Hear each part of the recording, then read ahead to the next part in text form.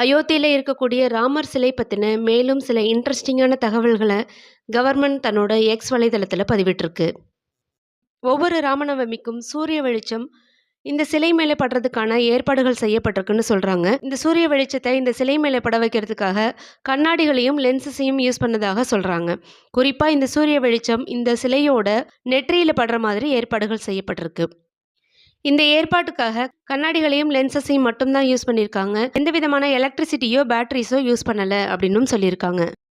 அடுத்து ராமருக்கு பின்னாடி இருக்கக்கூடிய ஆர்ச்ல செதுக்கப்பட்ட சிலைகள் பற்றியும் சொல்லியிருக்காங்க. இதுல ஒரு பக்கம் ஹனுமனோட சிலையும், இன்னொரு பக்கம் கருடரோட சிலையும் பொறிக்கப்பட்டிருக்கதாகவும் சொல்லியிருக்காங்க. இந்த ராமரோட சிலை கருப்பு கிரானைட்டால செய்யப்பட்டது. இந்த கருப்பு கிரானைட் கிட்டத்தட்ட 2.5 பில்லியன் ஆண்டுகள் பழமை வாய்ந்தது அப்படின்னு சொல்றாங்க. இது எடுக்கப்பட்ட இடம் கர்நாடகா.